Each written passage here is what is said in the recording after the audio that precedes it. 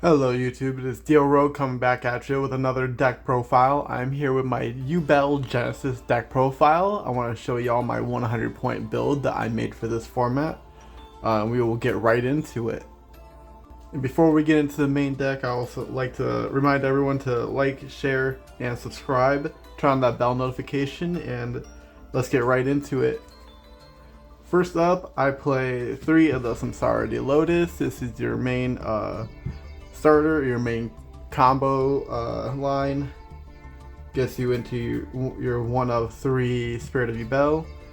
This is what gets you into your Nightmare Pain and all of your other cards. We play 2 of the Gruesome Grave Squirmer. Good extender, really helps with your end phase play. Like the attributing, and it helps recur your monsters for the crackback. And then we have 2 regular Yubel. We have 1 of the Terror Incarnate. And then we have 1 of the Ultimate Nightmare. We play this because we play 1 of Throne. For our spells and traps for the Nightmare, for the Yubel engine, we play Nightmare Pain as a 2 of. We play Throne as a 1 of. Play Mature Chronicle as a 1 of. And then we play Eternal Favorite as a 1 of. Which is really good for starting your combos, especially if you only have this in your hand and some Dark Monsters. This gets you right into your Samsara de Lotus. And it gets you into your other cards. Same with Nightmare Throne. Nightmare Throne is just really good to have. A really good extender, and it helps get you into your OTK lines. Mature Chronicle, really good extender, really helps you get into your plays, helps you recur your cards, helps you clear board, helps you get into Super Poly, which is really good at clearing your board, and Eternal Favorite helps get you back your bodies and get Super Poly on your opponent's turn. And that is it for the quote-unquote Yubel cards. Next up, we play 3 of the Dark Beckoning Beast. Pretty standard, even in the Genesys build. You want it for your gates, you want it to recur your cards, and you want it for other lines. We play 1 of the Raviel, Lord of Phantasms, Shimmering Scraper. This lets you tribute a monster on the field to put this back in your hand. You'll see why I play this in a little bit. Raviel, Lord of Phantasms. This helps facilitate OTK lines with Raviel if I happen to clear board. And then we play the 1 of Chaos Summoning Beast. This helps you get into your Fallen Paradise so you can draw more cards. It helps you get into more plays, and it helps you get into your extenders. We play the 2 of Gates. Good for getting into your plays, good for extending, good for just recurring your monsters back and just getting more on the field, more board presence. Then I play the 1 of Fallen Paradise, that helps you draw cards, helps you protect your Raviel if it is the only thing you have. Just really good all-around card. I really like it. And if you don't need this anymore and you have Nightmare Throne, just give it up for Nightmare Throne, because drawing 2 cards isn't as good as getting back your Yubel monsters. Next up, for our non-archetypal engine slash consistency cards, we have 3 of Tokusano. That's the reason why we play Raviel. Raviel can send, draw 2. If you get another one of these, you tribute, get it back, and you send it again to get you +3 pretty much. We also play Allure of Darkness as a 2 of. It is 5 points, so we did not go too heavy on it. We play 2 Peri Ray Map. We don't want to get we don't want to have 2 in hand. We don't want to have not a lot of cards we want to get late game to add off of it, and it's kind of just bad if you don't get it in your opening hand, which is why I did put it at 2. Double Wild, good 1 of. You could bump this up. I don't see a reason to yet. It's just okay if you have your Dark Summoning Beast only in that package, and you want to get into Yubel. You can summon the Yubel off this if you have extra cards you want to discard. But if you have your Sacred Beast, then you should be good, because then you get a card that helps you discard your other monsters and bring those back if you can bring them back with the gates, which helps a lot with this double wild. Which, now that I'm saying it, I should bump this up. And then for our non-engine breaker slash hand traps, we have 3 illusion gate. Really good for breaking board, getting bodies, and hoping OTK. 3 final bringer. Pretty much the same reason. And when you're destroying your own monsters, like your Yubel monsters, it helps you climb up into your bigger ones, and then you get the OTK a lot easier. 2 Super Poly. It's kind of searchable off the Mature Chronicle. Helps you clear board, especially with Yubel in the field. And just a really good card all around. I wanted to put this at 3, but I did not have the points for it. Alright, next up, getting into the extra deck. We do have 3 Yubel Loving Defender Forever.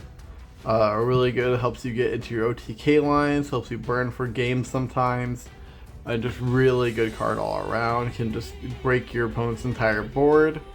Obviously you want to leave up one monster that can't do anything that you just want to swing into, but usually you just want to clear the board. Next up we have the one of Garura, the Wings of Resonant Life. Just one of your Super Poly targets. This I'm proxying as Mud Dragon. I put it in another deck and I can't find it at the moment. So this is the Mud Dragon, as you can see. Last Super Poly target is Starving Venom. Lots of darks in this format. A lot of good dark monsters in this format. Even if you don't need it, you have other targets, so it's not like it hurts just being in there. You can't swap it out with Sea Monster or Theseus. You can swap it out with one of the Clown Crew cards, but I really like Starving Venom personally.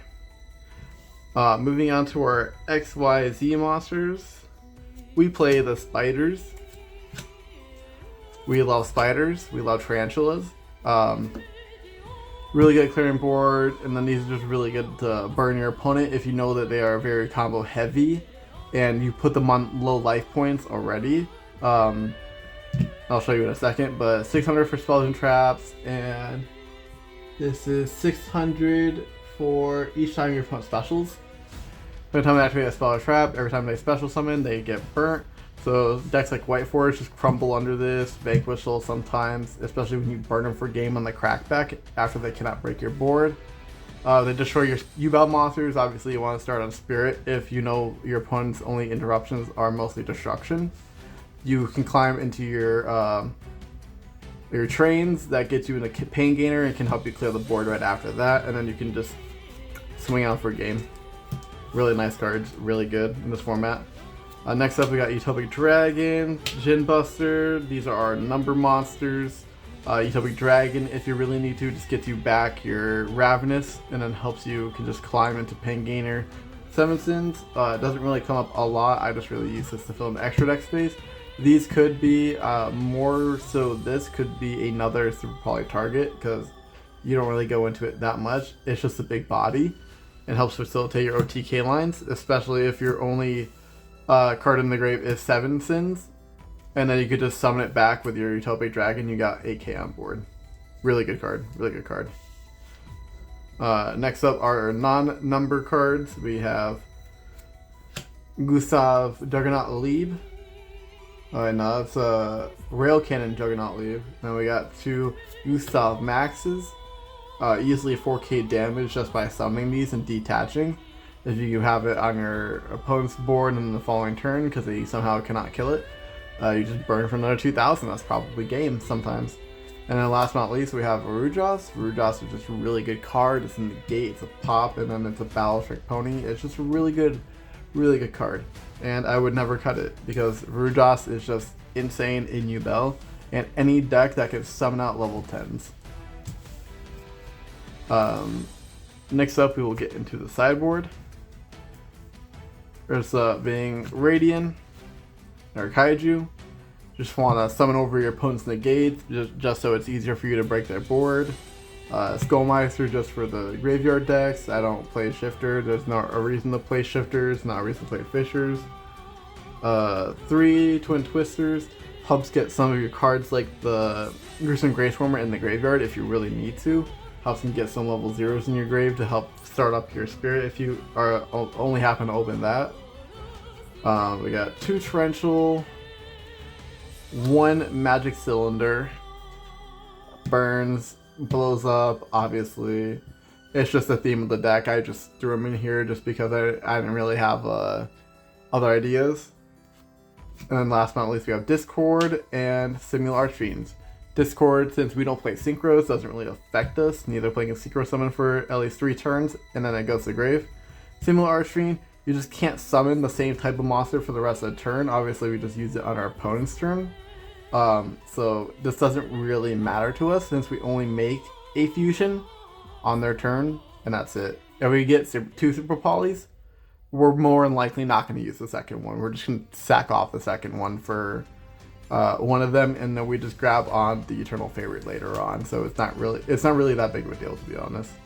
I just don't think the back row is going to be as crazy as format. Obviously, with Doom Z running around, you need to have at least some form of back row removal, which is why we have the Bringer of the Tides in the deck as well. That's just additional if I really need it to, but otherwise it's just like one or the other at that point. I would say the more important cards are the Radiant, Discord, and Torrential. Discord, obviously, you can swap out for like 2 or 3 other spell trap removals like Galaxy Cyclone if you really want to give it the points for it. Up to you, personal preference. I think this is the best way, most consistent way, and I could probably add in one more the wild card, the double wild, and put it up to 43 cards. This is 42 currently with without the side, just because of the 2 Super Poly. But honestly, it's the best and funnest way to play Yubel in my opinion. Obviously, other people have different opinions. They're not me. They have a different way of playing. I just like the control build of it and just clearing board, swinging for game. Simple. That's what this format's about. And with that, I'll be logging off. Everybody, have a good night.